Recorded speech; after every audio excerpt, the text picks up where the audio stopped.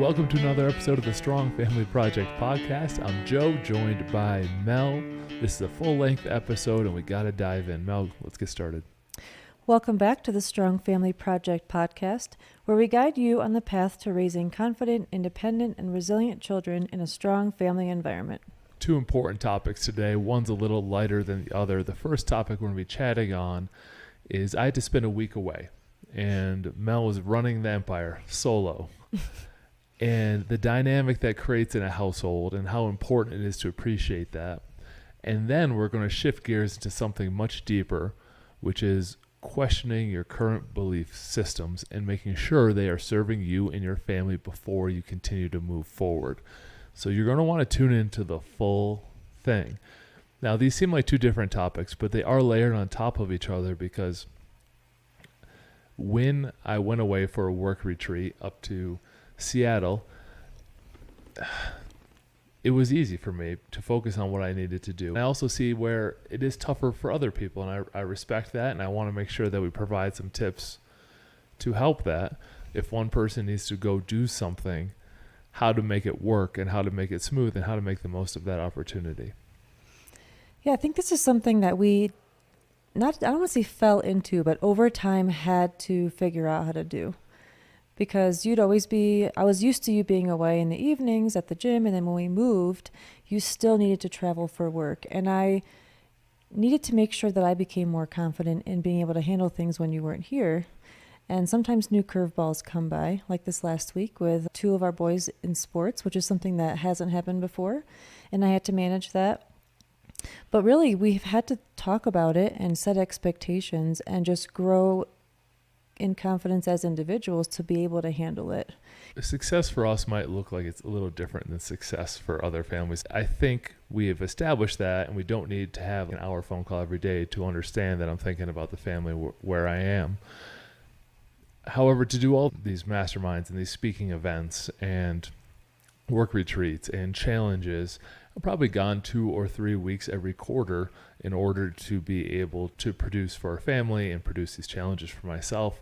And we've had to come up with a good balance of how do we make this work. And the first step is the first step, as it is with many things. And that's defining what success looks like.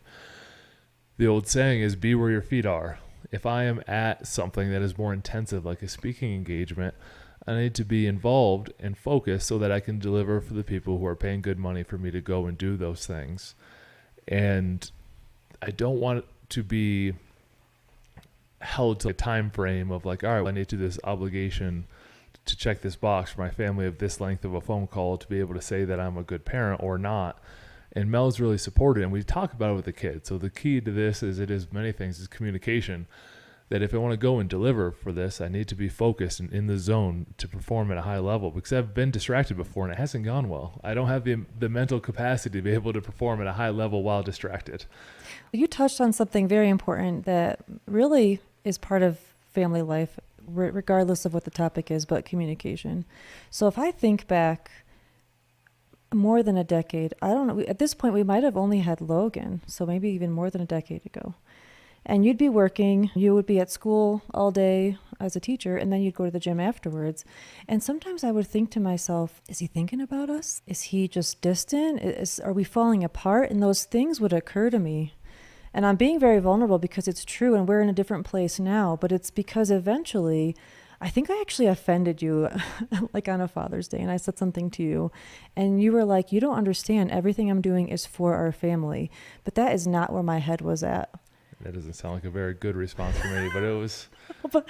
But my point in saying this is that we came from a place where I could make assumptions in my mind, and they were incorrect. And until we actually were direct with each other, and I said something that I regretted at the time, but looking back now, I don't regret, because it opened the door to that conversation that has now led us to the point where you can go away for a week. And of course, I sometimes wish you were here because things will come up with the kids.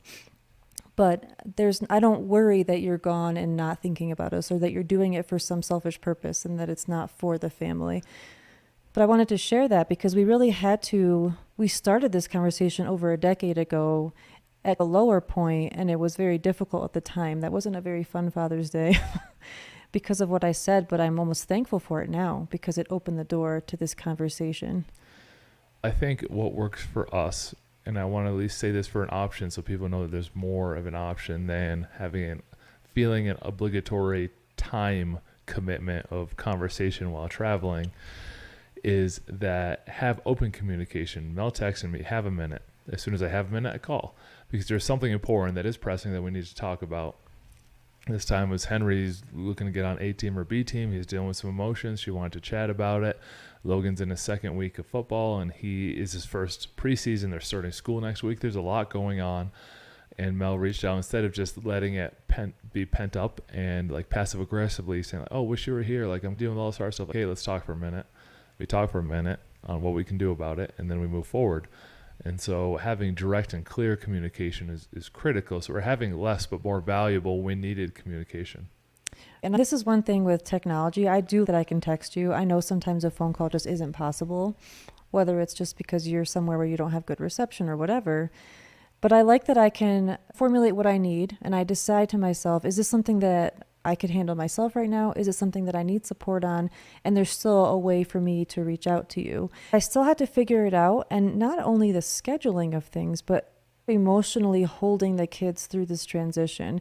And oftentimes the strength that you bring wasn't here as much, which is like the humor. So in my mind, I'm thinking, I wish he was here to break the ice and make us laugh, because it was a little tough at times. However, because we've talked about this before, I know I'm capable to handle it and it'll be fine. And then you did. I asked you for some advice on how to handle things with Henry, and you just sent me like a little paragraph, and it was like exactly when I needed to feel supported. I didn't need some kind of, we need to talk every day at this time for me to feel okay. I had tons of compliments for you when I got back, because you were able to handle a challenging week, and your confidence of handling it is amazingly higher than it used to be. And things run smoother, and you know that certain things can wait and certain things can't wait. And so I really respected that. And for my process, and this is the last bit on it because it might be unique, if I'm going somewhere and compensated to do a speaking event, for example, and I'm speaking on day 2, day 1, I got to be focused on getting to know everyone that I can possibly know, so that I can work that into my speech and talk about that. I'm constructing analogies and helpful sayings for those people that I'm meeting on day 1 and to day 2. And I have to be focused and present, because my brain is not big enough to hold all that content, then deal with the crisis at home, then deal with some random stuff, and then deal with some more random stuff, then check my email, then check my text, and then go back and deliver a high-level speech. It's just not the way that my world can function to be able to provide what people expect out of me. And again, to take it back to communication, that's your style. And I need to understand your style so that my expectations are not, or that my assumptions aren't incorrect. And the other last piece I wanted to say was, when it comes to the kids, we make sure that they understand what it means on the calendar. Then as soon as he's back, we're right back into it. Like yesterday, you came back 2 days ago. Henry even gave you the compliment during the family meeting that as soon as you got home, we got back into our routine of family meeting, of giving gratitude at dinner. So they know that when you're back, even though it's a disruption when you're gone, they can expect things to return to like our normal. To put a pin in this and shifting gear to a deeper topic, my suggestion to you is, if you are going and traveling and going to do something apart from your family, have the conversation before you go on what are the expectations, where you can help, and so that you have clear communication. We're just presenting one more extreme example, because the standard is, hey, we're going to call every night, we're going to talk for this amount of time, and that's fine too. However, I couldn't make it work with what I had to perform, so then we had to adjust it for us. I wouldn't suggest leaving and not having the conversation and just figuring it out on the fly, and the assumptions fly around, and it gets to be a bunch of unnecessary drama. And boy, do I hate that. Yeah, I would agree. Drama's never, it doesn't take you to a good place anyway. Yeah, let's shift to a more deep topic. And this more deep topic is questioning why we believe what we believe. And if you question it and still believe it, great. Now you've doubled down on what you believe in. If you question it because you're just doing something out of habit or tradition or society or whatever it is, and you're like, you know what, this isn't serving me anymore, it's time to change. And it's good to do an audit of your beliefs annually. Our first episode is on core values, deciding what you believe in, and then driving your family forward, creating these 5 to 7 core values for your family. However, you probably already have more established than you think. It can be daunting to start from an empty piece of paper and say, I want to come up with my core values. A better place to start is writing this down. What do I believe in? And then you say, I believe, and then you fill in the rest of the sentence. I believe. Write it each time is a little brain trick, and then fill in the rest of the sentence. And every day for a week, just write down some things that you believe in the morning and evening. Write down what you believe about others, about gratitude, about religion, about politics, about wealth, about finances, about communication, about family relationships, about kids, about school, about education in general. And you write down all these beliefs. Don't judge them yet. You're just writing down what you believe in and what you stand for. The second step then at the end of the week is to audit the list and go back and question, why do I believe this? Not should I believe this or not, but why do I believe this? As in, where did you learn it from? And why do you find it worth repeating? And you go down, I learned this from my parents. I learned this from my parents. I learned this from school. I don't know where this one came from. I learned this from friends. I learned this from sports. I learned this from my parents. And you start writing down who taught it to you, so then you can understand it a little bit more deeply. Now, if you work through this process, there's probably some things on the list you're like, I believe this for kind of a faulty reason. And maybe I should challenge this belief and maybe put a little line through it for now and not hold it as one of my core beliefs. Then the ones that you do work through the process and you still believe are now stronger because you understand why you believe it, who taught it to you, and what the actual belief is. Now, there's a book that was handed to me by a friend, Ben. It's by Dr. Benjamin Hardy. No, it was not Ben Hardy that handed me the book. But there's a bit that I wrote about in a Strong Family Project email. So if you're not on the email list, get over to strongfamilyproject.com, download your Strong Family Path. You can get on the email list for free. And I was speaking about this instance. It's in Lewis Carroll's children's book, Alice's Adventures in Wonderland. Alice asks the Cheshire Cat which way she should go when she reaches a fork in the road. That depends a good deal on where you want to get to, said the cat. I don't much care where, said Alice. Then it doesn't really matter much which way you go, said the cat. And so all that's saying is, if you don't know where you want to go and what you believe in and what your goals are in a family, it doesn't really matter which way you head because you'll never really get there because you're lost. Our goal is to help you get unlost or unstuck and get some direction. And part of that is questioning your belief systems. I'll give you some examples in a second, but I want to stop talking and open it up to Mel. Thanks. So the thought that comes to mind for me, and this is something that is almost a constant gentle pressure throughout our entire podcast, is being intentional. So when I think about this, I try to think of my belief system as, is it something that I have chosen now as an adult? So like you said, you might have this list and you figure out like where the different belief systems come from. I think that could be a really interesting process. And then you ask yourself, once you're asking yourself if it works for you or not, I think it's really powerful to be able to choose this belief for yourself. I'm intentionally choosing to believe this and live this way, and this works for my family. So I think that's really empowering as parents, as individuals, and then eventually our kids. We don't expect them to choose the same value system necessarily that we have. We have our 6 core values, and of course I think they'll always hold them dear, but they might think of something different. As long as they recognize that they need to think of their values as something they are choosing and not just something that's being forced upon them or just poured on them, like they get to eventually decide for themselves. So I think oftentimes, and Joe briefly mentioned how people have beliefs. You have them, you have core values, but have you really taken the time to define them and choose them for your family and then live intentionally by them? Let's give some examples. I've been blowing a lot of hot air at my microphone, so I think examples really bring it home. Like in the book, they have some good content, but we went through the content. I went through it pretty brief, but I would rewind it and go through that I believe process to figure it out for you. But here's an example, a simple one. Do you believe that you must wear a coat outside at all times? No, but maybe you should be more specific. Should you always have a raincoat in the rain? Why do you believe that? I used to believe that, or at least an umbrella, because you can get sick if you're wet. This is what I was taught. And why do we believe that? That we would get sick?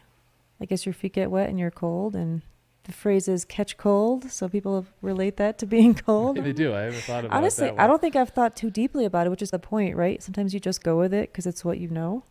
So I've seen this one repeated with our kids. So this happened in school in New York. Our kids run hot, they'd wear shorts. And we actually got called by the school district to say, hey, you need to make your kids wear long pants because kids get cold and they're, I guess, too dumb to know if they're cold or hot and need to wear pants or not. In order to go outside for recess, you had to have pants. And I got called from the principal. Yep. And so the reason why we're discussing this is because if you read the literature, you can ultimately decide for yourself. There's cold therapy. Now, it's good in all these instances, except when you're a kid and a parent just tells them, like, is that the one instance is bad for you? Now, extended cold exposure has some risks. If a kid's walking from the house to the car and the parents say, hey, get your jacket on, you're undermining their self-confidence to decide what's right for them. It might sound like a real small thing I'm saying, and it is almost in jest, but that happens all the time. It's just, be careful, saying it's more for the parent than it is the child. Why do we believe that a kid has to dress a certain way based on what we say and undermine their ability to do it themselves? And we question that, and sometimes we let them do whatever if it's not a big deal, if we're not going out to somewhere where they need it. One time it bit me in the butt. We went out to go for a hike, and everyone's no shirt day, whatever. It rained. We couldn't go on the hike, so we were going to the trampoline park, and he had to wear a shirt in the trampoline park, so I had to go buy him a shirt so we could go inside for the trampoline park. However, we ultimately let them decide in a lot of situations. And they do gain more confidence that way. So if the kids would go to school and oftentimes other kids point out, they go home to their parents, these kids get to wear shorts to school. Why can't I? And honestly, sometimes the parents will come to me and I'll say, like, seriously, because he's too hot. Like, that's it. It's that simple. And I just assume, hey, if the kid gets too cold, he will figure out to bring a long sleeve shirt. You're a rebel questioning society's norms, Mel, so you've had to get called by the school and other parents based on your parenting beliefs. And you know what? To layer on top of that, this was back when we were in New York, but when I went to Logan's classroom one time, I was sweating how hot it was. So here's my kid who's trying to focus in school and can't, probably because he's too hot, and now he's being made to wear pants. So he had to basically go put pants on in the bathroom to be able to go outside for recess. Anyhow, I think the whole point here is that it's okay to then question it. I almost wish I had pushed back a little bit. Now, maybe if I could go back however many years, I'd be sass him a little bit, Mel. I would have been more able to where I'm at now. I have another example. So another example is every child has to go to college, or you have to go to college. I think that is important to question, especially given the world that we live in. And I think part of this belief system, so if we ask the question, why do I believe this, is generational. And I even had this conversation with your mom when she was here. And she said when she was having you boys and I was younger and my sister, that was really the belief in society that everyone should aim to go to college. That is the only way that you're going to be successful. And I think in our generation now, and even given all the things that you've accomplished or doing this podcast, like, I don't have a degree in doing podcasts. It's funny that both of us have our masters and neither of us do anything in that field. Now, there were some experiences that I am thankful for, so it opened some doors for me early on, so it's not bad talking. You can certainly go to college, but you can also certainly be successful without it these days too.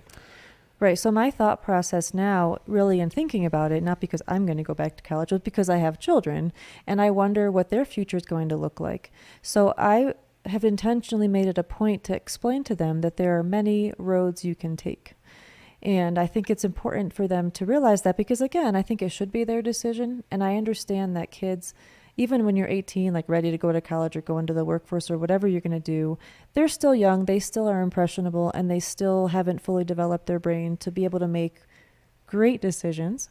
However, I just think I want them to understand that there are different options. So that's just another belief that I've considered and thought about since having kids. Let me give you one more before we wrap, and I challenge you to question it yourself. What's your views on asking for help? Do you view it as weakness? Do you view that you have to have the pride in things in order to hold your head up high? Do you believe that you should put on airs to almost mask what you're going through? And sometimes people do that and believe like it's important what people in your outward projection should look, how you should look when you, I'm sorry, I'm losing my focus. Our 5-year-old just came in and started pulling on us, but we're going to power through it. Should you care what other people think you look on the outside, or are you willing to ask for help and be vulnerable on the inside? I think this is a critical one because we learn a lot from our parents. Like, all right, let's like not show others that we're struggling. When we struggled as kids, we would make sure we still dressed up and put the smile on and went through the song and dance a little bit. And I don't know if they were asking for help or not. This isn't a judgment statement. But some of the best things in my life have come from my ability to raise my hand and say, hey, I'm off track. Can you please help me with some guidance, to certain mentors in my life, like Vince or Kevin, who have helped me along the way, where I'm saying, hey, like I started this company, you have a big company, I don't know what I'm doing. Can you help me a little bit? And that has just catapulted my life forward. Had I kept that belief, like, all right, well, just fake it till you make it type belief, then I would be still faking it because I would have never made it. Yeah, I think it's important to reach out to people that are in your circle, even outside of your circle. Who can I reach out to who's better at this skill or even this belief system?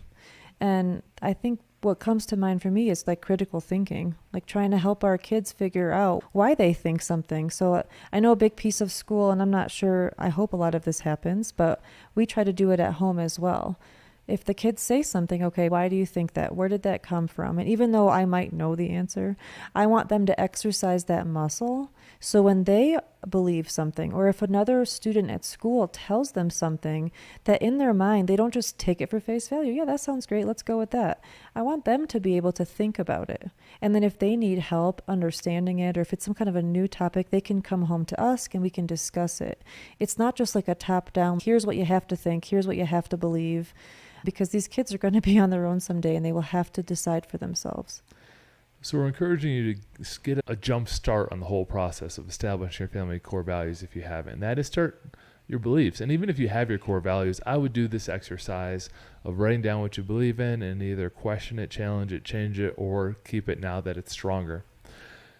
There is a question that I want to finish on, though.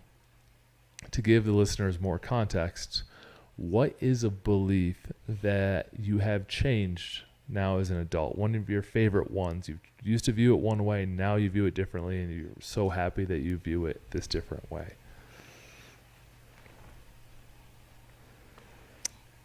I need a minute. Of course, the rain jacket one is definitely one of them. I don't know if that's a big family mover, but it's not. But I just tell the kids I have waterproof skin, and they just use a towel. There you go. I think for me, it's our perspective change on celebrations and what treats are. And we've talked about it before on the podcast. It's a shift that's came around since we've moved to Colorado. In the last maybe year and a half, I had decided to do the 4,140 pull-ups to celebrate my 40th birthday. And that started to steamroll. Our 11-year-old did 1,000 pull-ups on Thanksgiving. We did them together. On his birthday, he did 1,011. On Father's Day, we did a Father's Day marathon instead of sitting around and eating cheesecake like we used to.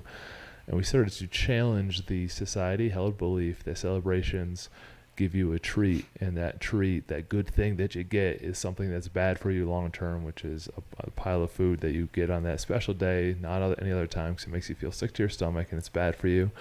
And instead, we've leaned into experiences and created a series of memories based on us challenging a belief that we held for so long, and now we think differently. For me, I think it's been when we've had some huge life changes. So one of them being you deciding to stop teaching and go full-time with the gym, because we had a lot of pushback from just people in general. Well, how could you leave teaching because the insurance is so good? What are you going to do? And the fact that we were able to choose our direction. So that's one really big one. And secondly, the fact that we moved across the country. I've said before on the podcast, when that first came up for us, my belief was like, that's crazy. Like, how could we leave the town that we live in right now? How could we go across the country? Like, my belief system completely put me into panic because I thought this was just a crazy idea. And now that we've done it, of course, there's opportunity cost, but we've had so many opportunities here. The kids are doing so well. We're just as a family and as a couple, like everything has grown. And it's all because I was willing to question the belief of we're not people who move, right? That was the thought in my mind at the time before I opened up to thinking differently. So I think my belief system that has changed has been those big life change things. And to bring it full circle, one that's changed a lot for us is that when one person's out of town, the other person is underwater on how difficult their life will be. And you've helped me change that belief that, all right, we got to go to town. You got to go handle your business. I'm going to handle business here. And that belief is very powerful, and it lets us, our family, and everything grow forward and have more opportunities because we're able to separate the tasks and be able to execute at a high level instead of both of us trying to pull the other person back, almost like we're fighting against each other to be able to accomplish things that we need to do. And it really, for me, just as a closing note, comes back to gratitude. I think I've been able to push myself to get better at being a supporter of when you're gone, to be able to do the things I need to do here, because I'm grateful that since you go and do these things, I get to be home with the kids and stay and do these things. So I everybody's situation is different, but if you can find a way to find gratitude in that situation, wow, I get to have some time with just the kids. Or I can try to grow my relationships with them without him here. I gain confidence, and I try to always see it as like a silver lining or a gratitude, and that always helps me grow in a positive direction. I appreciate that, Mel, and I appreciate you, the listeners. We're going to wrap this up now.